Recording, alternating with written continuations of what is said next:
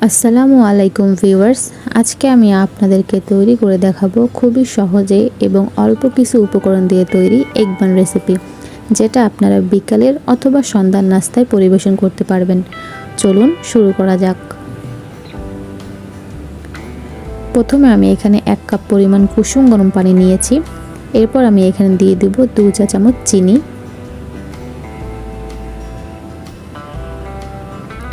এরপর আমি এখানে দিয়ে দেব 2 চা চামচ ইস্ট। আপনারা এখানে চাইলে যে কোনো ব্র্যান্ডের ইস্ট ব্যবহার করতে পারবেন। এরপর আমি এখানে দিয়ে দেব 1 কাপ পরিমাণ ময়দা। আপনারা ময়দা কিংবা আটা যে কোনোটা ব্যবহার করতে পারবেন। এখানে এবার দিয়ে দেব আমি স্বাদমতো লবণ। তারপর দিয়ে দিচ্ছি সয়াবিন তেল অল্প পরিমাণ। এখানে আমি দুধ ব্যবহার করেছি, আপনারা চাইলে লিকুইড দুধ অথবা গুঁড়ো দুধ যে কোনোটা ব্যবহার করতে পারবেন। এবার সমস্ত উপকরণ একসাথে মিশিয়ে আমি এক সাইডে ঢেকে রেখে দেব। এবার একটি কড়াইয়ে তেল গরম করে নিব। তেল গরম হয়ে আসলে এখানে আমি কুচি করা পেঁয়াজগুলো দিয়ে দিব। এবার তেলের সাথে পেঁয়াজটা ভালো মতো নেড়েচেড়ে ভেজে নেব। এরপর এখানে আমি দিয়ে দেব কেটে রাখা কুচি করা কাঁচামরিচ। আপনারা আপনাদের পছন্দ মতো ঝাল অনুযায়ী আপনারা এখানে কাঁচামরিচ দিবেন। এবার আমি এখানে দিয়ে দেব স্বাদমতো লবণ। এবার সব কিছু একসাথে নেড়েচেড়ে এখানে আমি দিয়ে দেবো 1 চা চামচ পরিমাণ হলুদ। তারপর অল্প একটু পানি দিয়ে নিচ্ছি, সমস্তটা একসাথে দিয়ে কষিয়ে নেব। এরপর এখানে আমি দিয়ে দিচ্ছি 1 প্যাকেট ম্যাগি মশলার গুঁড়া। তারপর এখানে আমি দিয়ে দিব 2টা সসের প্যাকেট। আপনারা যে কোনো সস এখানে ব্যবহার করতে পারবেন, যে কোনো ব্র্যান্ডের। তারপর আমি সমস্ত উপকরণ একসাথে মিশিয়ে নেওয়ার পরে এখানে আমি 2টো ডিম দিয়ে দিব।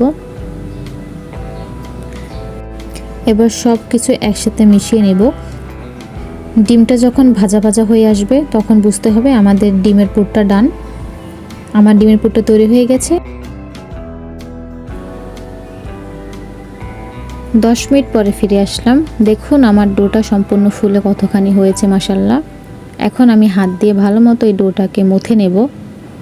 এটা খুবই ভালো মতো মুথে নিতে হবে হাত দিয়ে, এবং ডোটা দেখতে অনেক সুন্দর সফট হয়েছে। এখন আমি ভালো মতো মুথে নেওয়ার পরে গোল গোল করে লিচি কেটে নিচ্ছি।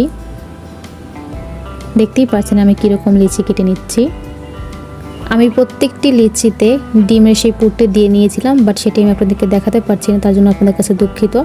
এরপর আমি এরকম করে কাগজ কেটে নিব এবং তার উপর প্রত্যেকটি কাগজের উপর এভাবে প্রত্যেকটা বান বসিয়ে দিব। এরপর একটা স্টেনারে তেল ব্রাশ করে আমি তার উপর প্রত্যেকটি বান এইভাবে বসিয়ে দিব।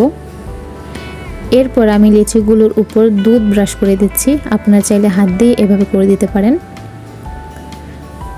এখানে দুধগুলো দেওয়া হয়ে গেলে আমি এর উপর দিয়ে দেব তিল। এখানে আমি কালো তিল ব্যবহার করেছি, আপনারা সাদা তিলও ব্যবহার করতে পারবেন, এবং দুধের কারণে এই তিলগুলো ভালো মতো লিচির গায়ে লেগে থাকবে, কোনোটা উঠে যাবে না। এবার আমি একটা কড়াইতে পানি গরম করে নিয়েছি। দেখুন পানি ফুটে যখন এরকম উঠবে তখন আমি স্টেনারটা এভাবে বসিয়ে ঢেকে রেখে দেব 10 মিনিটের জন্য।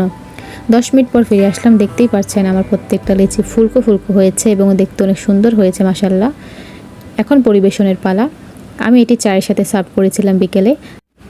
আপনারা এর সাথে টমেটো সস দিয়েও সার্ভ করতে পারবেন। এবারে আমি আপনাদেরকে ভিতরের অংশটা দেখাচ্ছি। দেখতেই পাচ্ছেন কত সুন্দর হয়েছে এবং সফট হয়েছে।